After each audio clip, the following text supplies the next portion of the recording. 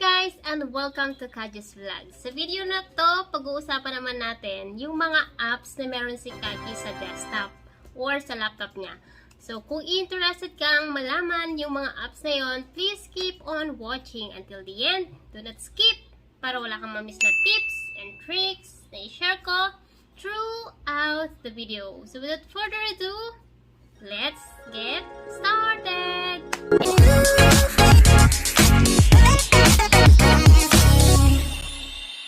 Kung bago ka lang sa channel na to, I'm Kaji, virtual assistant, executive assistant, bookkeeper, accountant. So kahit anong work, pinapasok ko, basta't online, kasi online work is amazing! Sa channel na to, dinidiscuss natin more on online work, tips and tricks, and mga success stories. So kung interested ka sa mga topic na yon, please consider subscribing and don't forget to hit the notification bell para wala kang ma-miss na video na ina-upload ni Kaji every single week. So, nandito tayo ngayon sa desktop ni Kaji and ngayon papakita ko sa inyo yung mga apps na ginagamit ko. So, as you can see dito sa taskbar ko, meron ditong multiple apps na makikita kayo and lahat ng apps na to ay madalas kong ginagamit. Kaya siya nandito sa taskbar, okay? So, unahin natin tong Microsoft Edge. So, ginagamit ko siya. Actually, lahat ng downloads ko, kapag in-open mo, dito siya na-open sa Microsoft Edge, okay? And then, meron din tayo ditong File Explorer kung saan mabilis kong ma-access yung desktop files ko, yung downloads, yung documents, yung pictures, and everything na na-download ko or sinave ko dito sa desktop, okay? And another app na meron tayo dito sa taskbar is yung Skype. So, itong Skype is ginagamit ko to communicate with my clients and sa team member ng company na pinag-workan ko. So, as you can see, most of the conversation here ay English. Okay? So, kasi nga, ginagamit ko siya to communicate with my clients and sa team member nila. Alright? So, Skype is useful kapag gusto mong makontak agad yung taong yun or you want to make calls dun sa tao na yun na meron ding Skype account. So, free siya and pwede mo siyang magamit sa desktop and sa phone mo. Okay? Aside from Skype, meron tayong tinatawag na Slack. So, sa Slack, ito ay ginagamit ko to communicate with my team and syempre sa mga clients ko din. So, as you can see here, meron ako ditong multiple accounts. So, meron ako sa client 1, 2, 3. This is for my team, client, client, client, client, and then this is for my mentees. This is another client and another mentee account, okay? So, ginagamit ko to communicate with my clients through chat, to send files, or to share screenshot. Actually, kapag yung ginagamit mong Slack, guys, ay paid account, you can do calls, and o kaya naman pwede rin yung parang video calls. You can share screen, you can send voice note, you can share screen din doon sa mga ka-meeting mo. Or you can record your screen na parang Loom. So, yun yung maganda dito sa Slack. And then, pwede mong ma-access iba't ibang account mo sa isang account lang or sa isang app lang. Okay?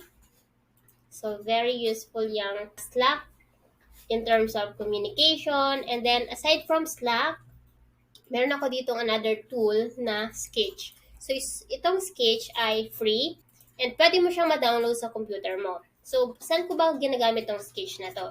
Itong Sketch na to ay useful sa mga freelancer na katulad mo if you want to take screenshot and i-share mo sa client mo. Or for example, you're doing an SOP, you can take screenshot doon sa screen mo and share mo yan sa client mo. Okay? So, paano siya ginagamit? So, first, of course, i-download mo siya, free, and ang gagawin mo lang, to use this one, hindi mo na kailangan i-click siya, like this. Hindi na, okay? What you can do is, i-press mo lang sa computer mo yung Control-Shift-5, and then, discard mo lang yan, and then you can now click and drag a portion of the screen na gusto mong i-capture, and then, like this one, and then that's it. And ang maganda dito, you can add an arrow, you can can change the color. For example, you want to change the color of that one to red. So, pwede mo siyang gawin. And then, you can also change that to green or black or pink or even white. Okay? Aside from that, you can also add some text. So, this is very useful kapag halimbawa, may gusto kang ipakita sa client mo na screenshot and you want to add some note. So, pwede mo siyang gawin dito. So, let's see. So, you just click this text tool and then click mo lang dito yung mouse mo and then you can type anything na gusto mo note. And you can drag this note here. You can make it bigger or smaller. So, kung ano yung gusto mo. And pwede mo rin siyang i-delete if you want. So, you just click this one and then click delete. Alright? Aside from that, you can also use this tool na pwede kang mag-select ng iba't ibang shape. So, you can use rectangle, circle, or even line. So, ganyan siya. You can also change the color. Yellow, green. So, kung anong color yung gusto mo, you can use that. You can change that to any color na gusto mo. Okay? And if you want to delete, you do the same.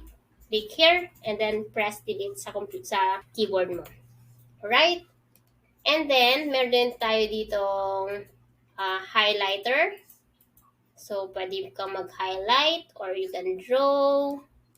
You can highlight a text like this one. You can also add the stamp tools. Meron tayo dito iba't ibang klase. Merong rejected, may exclaim, may question, may approve, and perfect. So, for example, you want to select perfect. So, just click that and then that's it. And then check. You can do that as well here. Right? So, this is very useful. And if you want, for example, nag-take ka ng screenshot and gusto mong i-blur yung name, yung date, or even yung face nung nag-send, pwede mo siyang gamitin dito. And for example, you want to blur this one, you can do that. Or gusto mong i-blur yung name, pwede. So this is really helpful, okay? Another thing is you can crop and resize the screenshot na kinapture mo. All you have to do is to click this crop and resize tools. Select mo lang kung hanggang saan yung gusto mong makita. And then, apply. Okay? And then, once done, hindi mo na siya kailangan i-save. You can just press Ctrl-C sa computer mo. And, kung gusto mo siyang i-share through Slack, pwede. Ctrl-V. And then, send. So, ganun siya guys gandang gamitin. Alright? And aside from that, meron tayo ditong mail. Ito namang mail ay ginagamit ko for my client's account. So, na-access ko yung account nila through this tool. And then, meron din akong sariling email address dyan. Okay? So, you can have multiple accounts sa isang mail account. Okay? And then, meron din tayo ditong Time Doctor. So, this is the time tracker device na ginagamit ko sa isa sa mga client ko. So, nire-require niya ako to track my time using this account. So, in-install ko siya and every time na mag-work ako sa kanya, ay kiniklik ko lang to. Alright? And I have here a Spotify free account na pwede ka mag-listen ng music while working. I have here Chrome account and kung mapapansin mo, I have multiple Chrome account here, Google Chrome account. So, I have multiple Chrome account kasi meron akong isa sa personal, meron akong sa work, and yung iba naman is parang Google Chrome ng mga client ko na binigyan nila ako ng access, okay? And aside from that, meron ako ditong Messenger. So, for me to be able to check messages sa Messenger ko, alright? So, dito naman sa screen ko, meron akong mga shortcut na mga apps na to. And ang parang bago lang dito ay yung itong Word, Excel, and of course, itong Dropbox. Itong Dropbox ay ginagamit ko sa isa sa company na pinagtatrabahuan ko kasi lahat ng files nila ay nasa Dropbox. So, kailangan meron akong access doon. Kaya meron akong Dropbox dito sa laptop ko. And I have here Zoom kasi madalas ko siyang ginagamit during meeting with clients. Okay? And I have here TeamViewer. So, dinownload ko lang tong TeamViewer Noong nagkaroon ako ng interview sa isang prospect clients ko kasi parang inas niya ako to show my skill and kung paano ko gagawin yung isang task. So, kailangan ko ma-access yung computer niya, kaya dinownload ko tong TeamViewer. So guys, napakita ko na sa inyo yung mga apps na ginagamit ko, na makikita nyo sa laptop ko. And sana may mga natutunan kayong mga apps na pwede nyo gamitin as a freelancer. Especially yung SketchUp. I think that tool is very useful para sa atin. And I hope to see you on my next video. Bye!